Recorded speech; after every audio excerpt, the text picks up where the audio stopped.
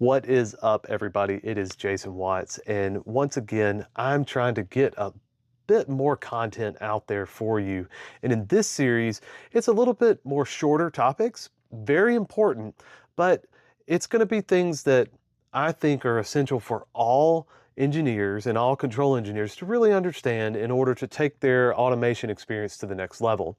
Now, I'll be recording these from my home studio instead of my lab, and so you're probably not going to see as much as my face on them, and that might be sad for some of you, but maybe it'll make the channel grow. Either way, I hope you enjoy the content, and yeah, like, subscribe, and if you want to join in the conversation, be sure to join in the Discord. It's in the description below. Welcome to the next video on motor control modes. We will be talking about servo control today. If you have not watched the previous videos on motor control basics, you probably want to go back and do that now, since we will be building on these concepts. Servo control.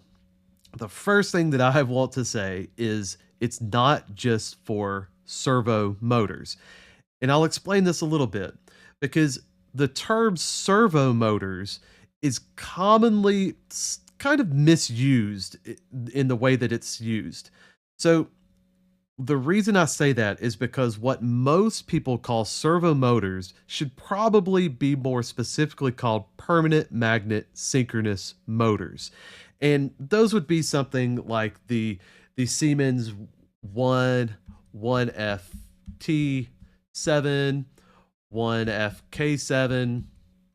These are the ones that most people think they're not asynchronous motors, they're not induction motors, they have permanent magnets on the rotor, and they actually do have to use servo control if you're using a drive. So it is very common that people will call these motors servo motors. And so it is very understandable if you're confused and saying, oh, well, servo control is for servo motors. Well, not exactly. We're going to talk about the fact that you can actually use servo control on not just synchronous motors, but also asynchronous motors like your standard induction motors. But we're going to talk about that later. So today I want to talk a little bit about the difference between an asynchronous motor and a synchronous motor, because the way that they operate is two very different ways. So the first thing that I want you to make sure that you understand is the first video in this series was talking about asynchronous induction motors.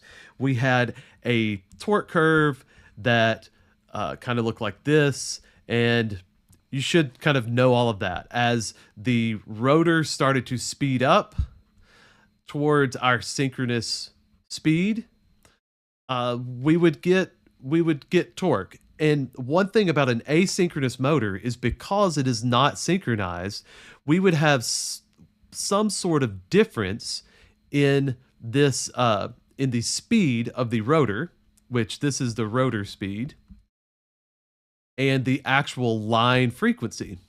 And that was called slip. And again, I go into that in the first video of this. Now, this is for an asynchronous motor. So with a synchronous motor, in order to actually produce torque, we are going to have to be spinning at the exact same speed as the line frequency.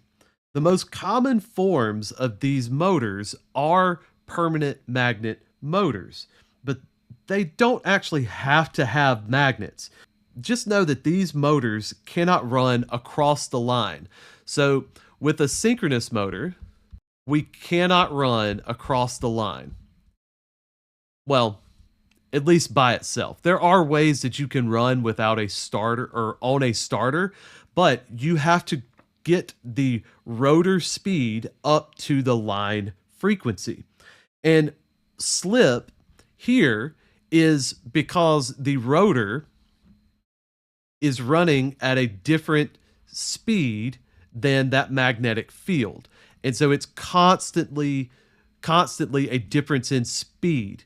And that is very important to understand, because with a synchronous motor, we do need a little bit of difference, but it is just an angle on the rotor. So what we're going to talk about is the fact that you can think of the rotor of a synchronous motor as a magnet, and as we are producing a magnetic field, we need to create a difference between the synchronous speed of the field, which is in the stator, which is this part, and the rotor, which is in this part.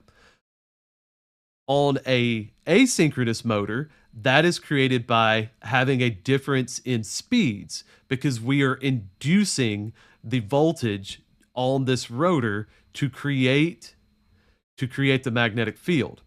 Well, with a synchronous motor, you have a fixed magnetic field one way or another. And so instead of a slip, you have what is called a torque angle. So as this, which is the stator's field, spins, this field needs to lag behind at a fixed angle. So you have what is called a torque angle. That is how a synchronous motor generates torque. So what we need to know is the actual position of this rotor. And the only way that we can know the actual physical position is by having some sort of encoder. There are a lot of different ways that we can have this actual position. We can have either a pulse encoder, we can have a resolver, we can have an absolute encoder, we can even have a tachometer. But we need to have a fairly accurate representation of where this position is in respect to the field of our drive. So I mentioned that the VFD is always controlling the line frequency, our motor. So the VFD is controlling the field position, this guy right here.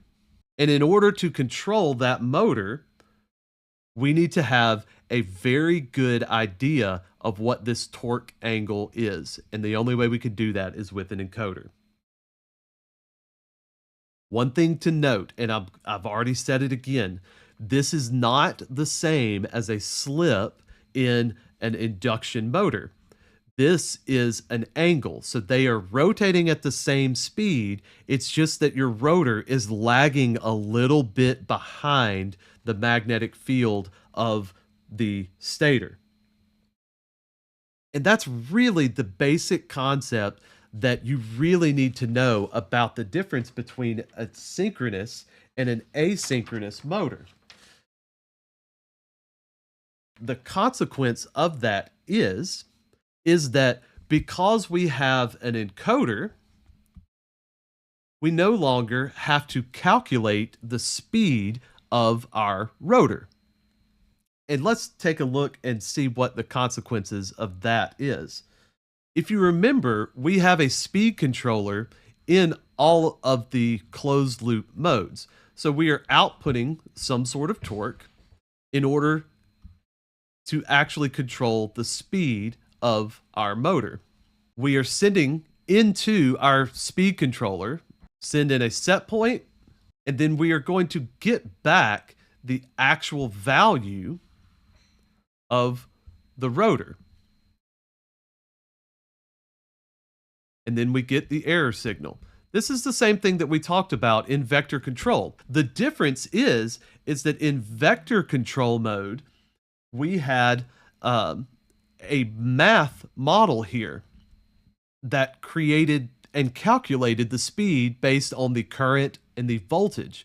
Well, we have an actual encoder signal now that is attached to this motor. And so we just take that and put it in as our actual value for the system.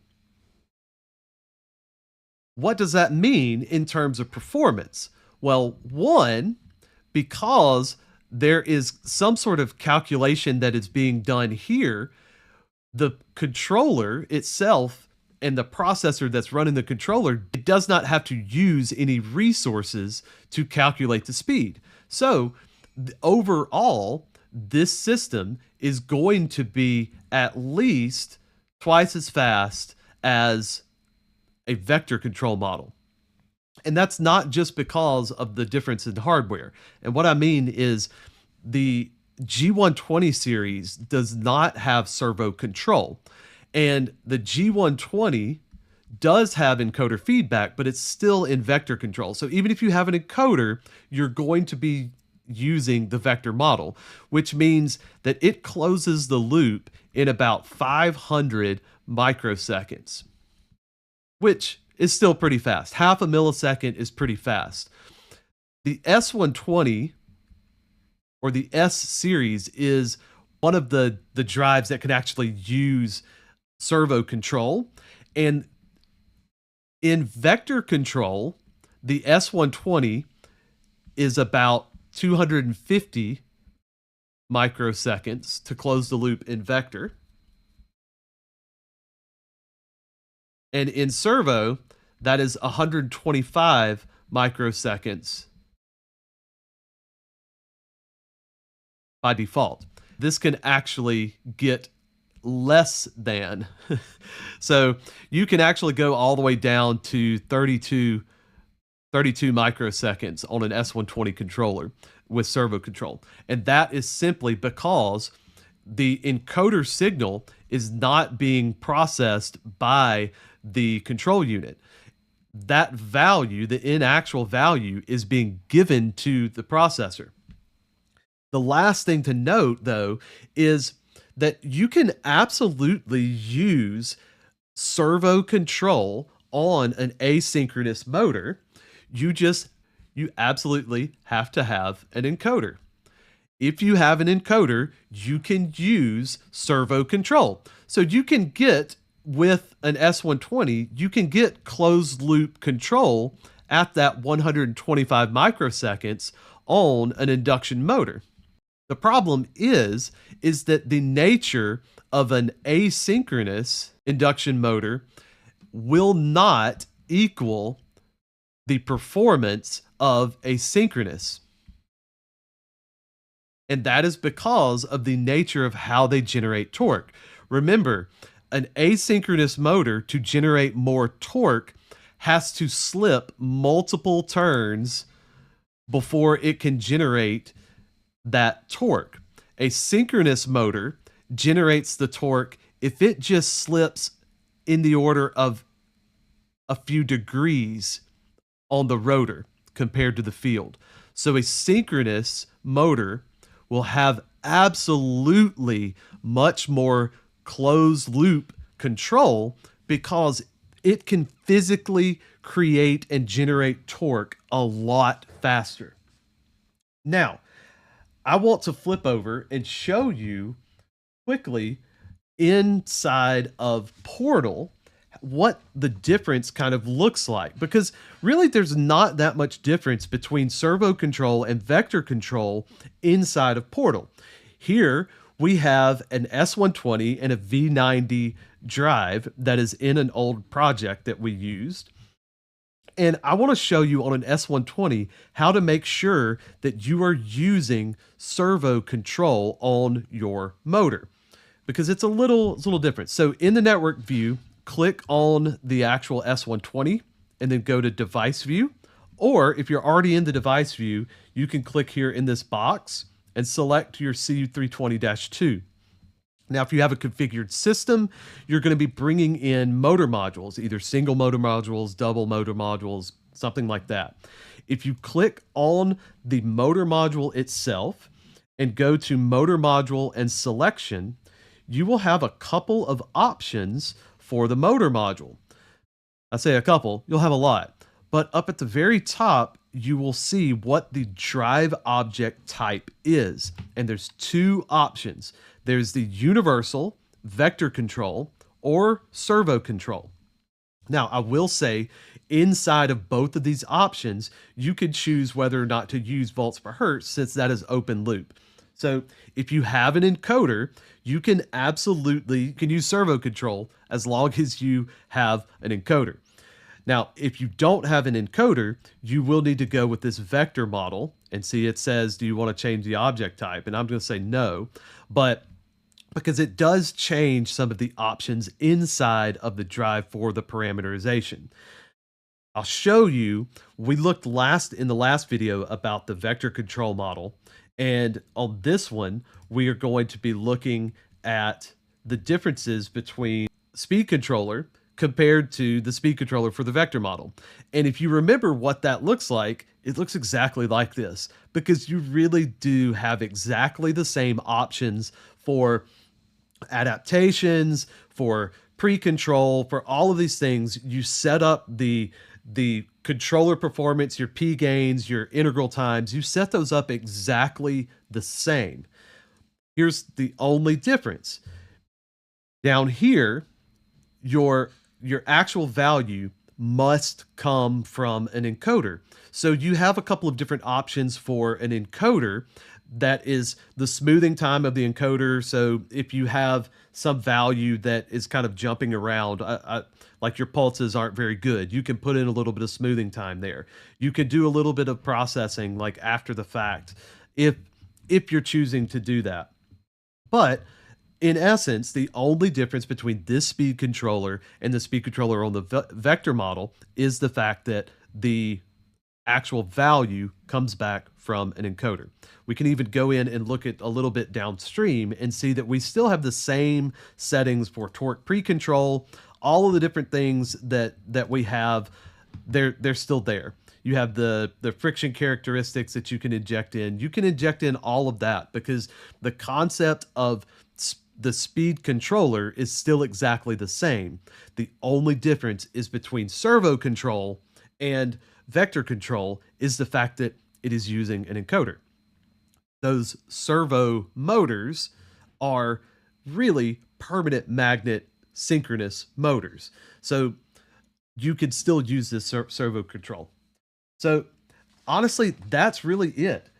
And so this has been really the general overview of servo control and really why it's needed for synchronous motors, because you have to have an encoder in order to be able to align the rotor with the field of the stator by changing the frequency of the line in order to match whatever the speed of the rotor is. And so the last thing that I want to talk about is the way that you tune servo control versus vector control is because you are not really caring about the model of the motor, you are only caring about the position of the rotor. There are differences in what options you have for your tuning, because a stationary and rotating measurement does not make sense on a permanent magnet motor because you don't need any of that. The magnetic field is going to be fixed. So what you need is what is called a pole ID function. And honestly, the only reason why you would need this is if you are using a secondary style motor or a older style synchronous motor that you are having to put an encoder on, because you have to set the pole angle. And I'll show you that here in a second. So what I have done is gone through and looked at the motor parameters for this. In this, it's named a conveyor cup. And so instead of running a motor ID, the only thing that you might have to run is this pole ID function. And you can always go into the parameters and under parameter text, just type in POL and it will show anything and filter this parameter list for that. And R93 is this pole position angle electrically scaled. So that is what the drive has determined is that pole angle. So what is the angle relative to the rotor so that it can know how to sync those things up? Well, in the event that those doesn't automatically sync up, there is this poll ID technique, parameter 1980, and you can select and run these different techniques based on motion, saturation based, and depending on what type of motor, this you might have to do that, but that is a little bit outside of the scope of what the basics of a servo motor is. Just know that if you go in and try to do a motor optimization with a stationary rotating measurement, then it is not going to actually work because that is for an induction motor. Now, if you have an induction motor, then you absolutely would have to do this sort of measurement. So just take into account that there is a little bit of differences between the fact that you are using a permanent magnet motor that probably already has the ID, that angle already built in, or it's a zero angle. And if you were using an induction motor or a large synchronous motor, something like that, that's that. So that's really all I really wanted to go through for the introduction to servo control. If you're using servo motors, you're probably working on a more high performance application. And so you probably know a little bit more about drive systems itself. So that has been it for today. If this video was helpful, be sure to hit that like button and subscribe for a lot more information like this. And if you have questions, comment below or join our Discord server. Otherwise, I hope you have a blessed day and you always keep learning.